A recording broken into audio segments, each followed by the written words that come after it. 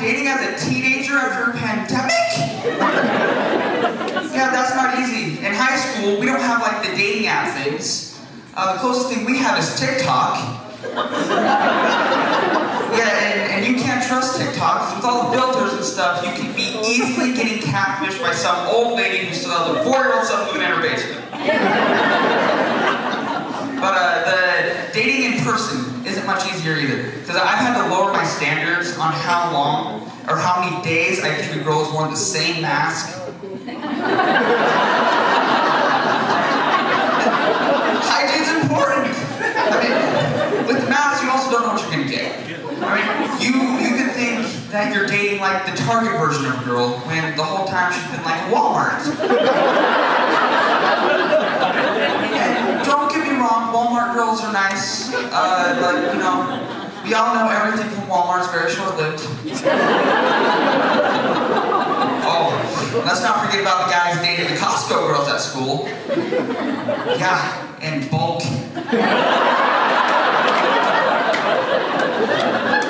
And from what I hear, they're giving out free samples.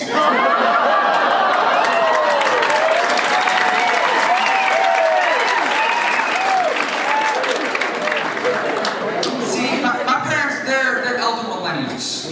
What does that mean? That means that they live without like internet. They know what it's like to live without it. And so what I've learned from my dad is that you don't go complaining about having slow internet, because then he goes on rambling about how I don't know about something called dial-up internet. He tells me he still wakes up in a cold sweat screaming about the noise a computer makes when he's trying to connect to the internet. Yeah, I didn't know internet PTSD was a thing.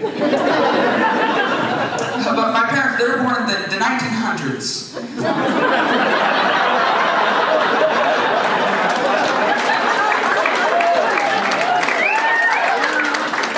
More specifically, the 80s. But when the mole was invented. And as we all know, the mole's coming back. My dad isn't happy about that. What I learned is that there's a saying for the mullet. A business in the front and yes. See, my dad has his own saying. Douchebag in the front and human trafficker in the back.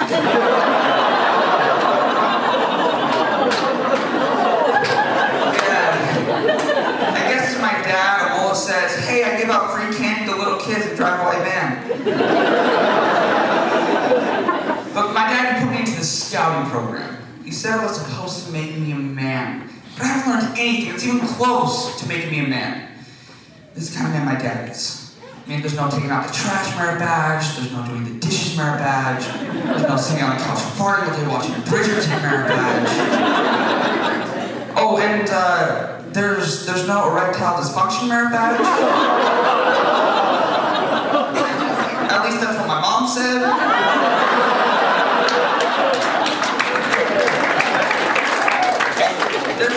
There's a lot of things changing in the whole scouting program.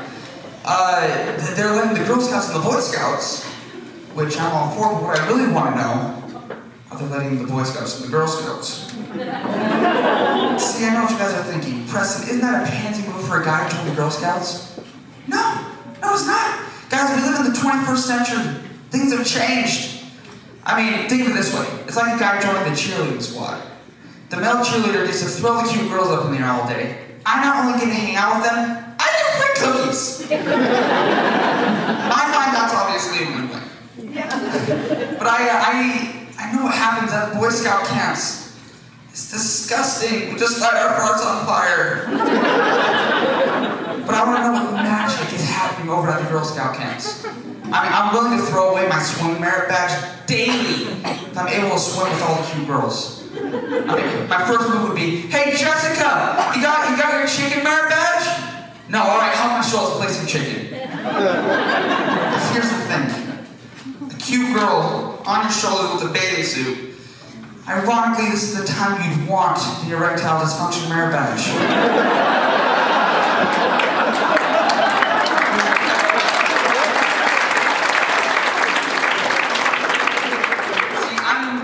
I'm in the deep end of puberty, and I am drowning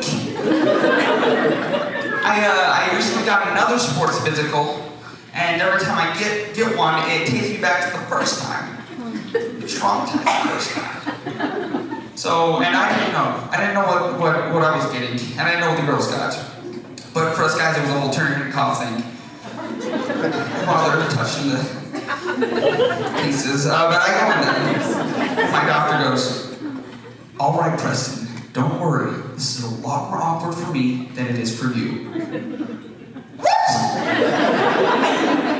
No, first off, you are my doctor. This should not be awkward for you. Also, my mom was in the room. I think it gets much worse than that. But after he's touching all this stuff, I'm trying to get out of there as fast as I can. But my doctor, he stops me and he hands me this. For those of you guys that can't see what this says Puberty. And as you can see, it has been used. So I know what I'm talking about. But it says for both boys and girls. So then I ended up finding out exactly what happens to the girls. Let me say, ladies, I am so sorry. Anyways, I'm going to be reading off to you what happened to me, and it's still happening to me currently. The first one, you get taller and gain weight. Okay, so when I got this pamphlet, I was in this thing called a chunky phase. I'm in between like phase 1 and phase 2, but if you look at my dad, phase 2 is not too good for me. Next, sweat and oil glands become active, causing acne and body odor. Now, I haven't dealt with a whole lot of acne yet, but when I lived in Las Vegas, Nevada, when it was still 100-something degrees outside, the air conditioning at my middle school broke down. Think about it. A whole bunch of kids with terrible body odor in 100-something degree classrooms. Guys, 2 teachers died that day. It was terrible. There was so much Axe body spray going around. And both the boys and the girls were using it. This one person, they came up to me and they're like, "Hey Preston, can you use your Axe?" And I said yes, that's the kind of thing to do, but then she beat me up and stole my lunch money. It's a rough day. The next one, voice gets deeper. Okay, so there's got to be some correlation to when those drop, my voice was supposed to drop. And that's kind of happened a little bit, but every once in a while there's just a little tug. Just like the whole cracking thing.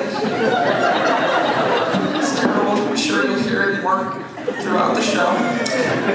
The next one, your testicles get bigger and your scrotum gets darker and hangs lower.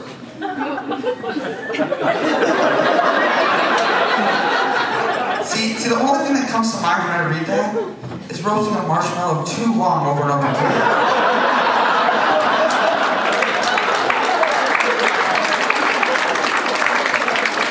The visual is when it's sagging off the stick, and you're yelling at your sibling to get the graham crackers so it doesn't fall on fire. You don't get your treat, it's just all the noises, the sizzle, the pop. Let's move on. Next one, muscles get bigger and shoulders get wider. Now obviously, that's already happened, am I right? See, he's laughing, but he's nodding his head, so that's a win. The next one, nipples may be swollen and tender. This one has happened. But guys, honestly, I just thought I had oversized nipples. Until I went to PE class. Apparently we're all dealing with this. I should probably tell my mom to stop putting so much starch in my shirts. So I'm tired of wearing band-aids on my nipples! It's embarrassing, and it hurts. Next, you grow hair on your underarms, public area, face, chest. Oh, that says pubic, not public. Which makes sense, because my mom always said those were privates. I mean, to the guys dating the Costco girls, those are definitely public. The last one.